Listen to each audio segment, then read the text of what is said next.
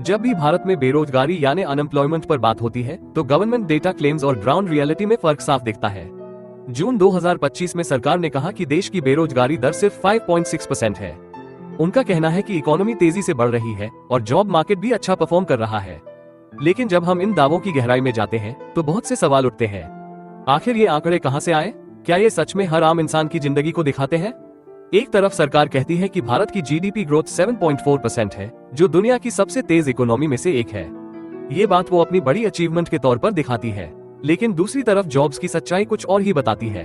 Reuters के एक सर्वे में 50 इकोनॉमिस्ट्स में से 37 यानी लगभग 70% लोगों ने कहा कि सरकारी बेरोजगारी के आंकड़े सही नहीं है। इन एक्सपर्ट्स का कहना है कि असल में बेरोजगारी की दर 10% से 35% के बीच हो सकती है। मतलब ये कि जो फर्क है सरकारी आंकड़ों और ग्राउंड रियलिटी में, उसे या तो नजरअंदाज किया जा रहा है या फिर छुपाया जा रहा है। सरकार के इस दावे पर सबसे बड़ा सवाल उठता है पीएलएफएस आवधिक श्रम बल सर्वेक्षण की परिभाषा को लेकर। पीएलएफएस के अनुसार यदि कोई व्यक्ति एक हफ्ते में केवल 1 घंटा भी कोई काम करता है तो उसे रोजगार की श्रेणी में गिन लिया जाता है। कल्पना कीजिए, अगर कोई व्यक्ति सप्ताह में एक बार खेत में मामूली काम करता है या किसी दुकान में 1 घंटे के लिए सहायता कर देता है तो वो एम्प्लॉयड मान लिया जाता है। इस परिभाषा के चलते असल बेरोजगारी का चेहरा छुप जाता है। आलोचक कहते हैं कि सरकारी आंकड़ों में ऐसे लोगों को भी एम्प्लॉयड में गिन लिया जाता है जो बहुत मेहनत तो करते हैं, लेकिन उनकी नौकरी में न तो जॉब सिक्योरिटी है, न रेगुलर इनकम और न ही अच्छा पैसा है। ऐसे लोग सिर्फ जिंदगी चलाने के लिए काम करते हैं, लेकिन उनका जीवन बहुत मुश्किलों भरा होता है। सरकार उन्हें एम्प्लॉयड मानती है, लेकिन असल में वो बेरोजगारी और गरीबी के बीच फंसे रहते हैं। भारत के कई जाने माने इकोनॉमिस्ट भी सरकार के बेरोजगारी के आंकड़ों पर सवाल उठा रहे हैं। प्रणब वर्धन कहते हैं कि ये आंकड़े तो बस धूल झोंकने जैसे यानी मिसलीडिंग है, असली समस्या को छुपाया जा रहा है। पूर्व आरबीआई गवर्नर धुवरी सुब्बाराव का कहना है, जमीन की सच्चाई और सरकार के दावे एक दूसरे से मेल नहीं खाते। जयंती घोष कहती हैं कि कम सैलरी यानी लो वेजेस आज सबसे बड़ी रुकावट है और आधे से ज्यादा वर्कर्स की इनकम 10 साल पहले से भी कम है। संतोष मेहरोत्रा का कहना है, अब जमीन बेचने और सौदे करने से आगे बढ़िए। हमें अच्छी शिक्षा, स्किल डेवलपमेंट और पॉलिसी रिफॉर्म्स चाहिए। वो मानते हैं कि सरकार की PLI scheme, production linked incentive, भी रोजगार बढ़ाने में फेल रही है। कृषि और स्वरोजगार में हाल के वर्षों में वृद्धि दिखती है, लेकिन ये वृद्धि रोजगार के गुणवत्ता के मोर्चे पर खरा नहीं उतरती। स्वरोजगार का मतलब अक्सर यह होता है कि व्यक्ति को कोई और नौकरी उपलब्ध नहीं है, इसलिए उसने खुद ही कोई छोटा मोटा काम शुरू कर लिया। ऐसे लोग अक्सर अनिश्चितता, कमाई की अस्थिरता और सामाजिक सुरक्षा के अभाव के शिकार होते हैं।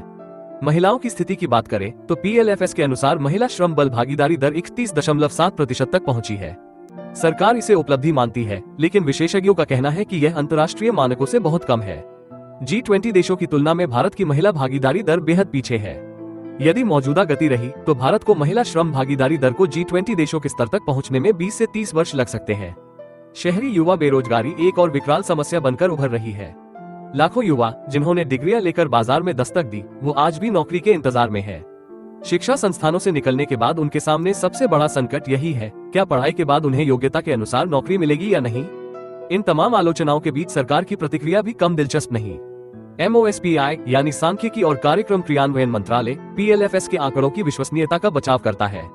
सरकार का कहना है कि पीएलएफएस अंतर्राष्ट्रीय मानकों के अनुसार है और डेटा मजबूत है। पूर्व IMF सदस्य सुरजीत भल्ला भी मानते हैं, किसी का डेटा परिपूर्ण नहीं है, लेकिन पीएलएफएस पर्याप्त मजबूत है। लेकिन विशेषज्ञों की राय इससे मेल नहीं खाती। उनका कहना है कि डेटा संग्रह, विश्लेषण और परिभाषा में कमियां हैं। उदाहरण के लिए, यदि कोई व्यक्ति सप्ताह में केवल 1 घंटे काम करता है और बाकी समय बेरोजगार रहता है, तो क्या उसे रोजगारशुदा मान लेना उचित है? क्या इससे देश की असली बेरोजगारी की तस्वीर सामने आती है? एक और महत्वपूर्ण बिंदु है काम की गुणवत्ता। हाल के वर्षों में कृषि और स्वरोजगार में वृद्धि हो रही है, लेकिन इनमें से अधिकांश रोजगार अस्थायी, असंगठित और न्यूनतम वेतन वाले हैं। ऐसे में रोजगार की संख्या तो बढ़ जाती है, लेकिन आर्थिक सुरक्षा और जीवन स्तर में कोई उल्लेखनीय सुधार नहीं आता। देश के शीर्ष गणितज्ञों और डेटा विशेषज्ञों ने डेटा अवसंरचना में सुधार पर बल दिया है। उनका सुझाव है कि मोबाइल भुगतान, सरकारी रिकॉर्ड आदि को साझा कर डेटा विश्लेषण की प्रक्रिया को पारदर्शी और व्यापक बनाया जा सकता है। इससे नीति निर्माण में सटीकता और विश्वसनीयता आएगी। अब सवाल उठता है, रोजगार के मोर्चे पर ये विरोधाभास आखिर क्यों है? एक कारण है सरकारी एजेंसियों द्वारा अपनाई गई परिभाषाएं और डेटा संग्रह के तरीके। दूसरा, देश की विशाल जनसंख्या, विविधता और श्रम बाजार की संरचना, जहां औपचारिक और अनौपचारिक क्षेत्र की सीमाएं धुंधली है। तीसरा, शिक्षा और कौशल विकास में खामियां, जिससे युवा योग्य होते हुए भी बाजार की मांग के अनुरूप नहीं होते। नीति निर्माण में डेटा की विश्वसनीयता सबसे बुनियादी आवश्यकता है। अगर आंकड़ों पर ही भरोसा नहीं हो तो नीति बनाना, लागू करना और उसके परिणामों का मूल्यांकन करना सब बेमानी हो जाता है। देश के प्रमुख आर्थिक विशेषज्ञों ने सुझाया है कि रोजगार सृजन के लिए शिक्षा, कौशल विकास और औपचारिक क्षेत्र में रोजगार के अवसर बढ़ाने की आवश्यकता है। जब तक युवाओं को गुणवत्तापूर्ण, नियमित और सुरक्षित नौकरियां नहीं मिलेंगी, तब तक आर्थिक विकास का लाभ समाज के सभी वर्गों तक नहीं पहुंचेगा। अब बात करें उन 5 महत्वपूर्ण सवालों की जो हर भारतीय के मन में उठते हैं। क्या भारत का वास्तविक बेरोजगार प्रतिशत 2 या 3 गुना में होगा और क्या सरकार इसे छुपा रही है? इस सवाल का जवाब खोजने के लिए जरूरी है कि हम डेटा संग्रहण और विश्लेषण के मानकों को अंतर्राष्ट्रीय स्तर पर पारदर्शी और वैज्ञानिक बनाएं। जब तक सरकारी सर्वेक्षणों में 1 घंटे काम जैसे मापदंड होंगे, तब तक असल बेरोजगारी छुपी ही रहेगी। दूसरा प्रश्न, महिला रोजगार को लेकर चल रहे सरकारी 70% लक्ष्य कहां तक पहुंच पाएंगे? आंकड़े बताते हैं कि महिला श्रम भागीदारी दर बढ़ी तो है, लेकिन वैश्विक मानकों के हिसाब से यह बहुत कम है। भारत जैसे युवा देश में अगर महिलाओं को शिक्षा, सुरक्षा और समान अवसर नहीं दिए गए तो अर्थव्यवस्था की पूरी क्षमता कभी सामने नहीं आ पाएगी। तीसरा सवाल आर्थिक विकास है, पर जब वेतन नहीं बढ़ते, उपभोक्ता खर्च कैसे बढ़ेगा? विकास का फायदा तभी समाज तक पहुंचेगा जब आम लोगों की आमदनी बढ़े, उनकी क्रय शक्ति बढ़े। अगर रोजगार अस्थायी, कम वेतन वाले और अनिश्चित रहेंगे तो देश में उपभोक्ता मांग नहीं बढ़ेगी, जिससे आर्थिक विकास की गति भी रुक सकती है। क्या नए भारत की रफ्तार में न्याय, समानता और अवसर पीछे छूट गए हैं?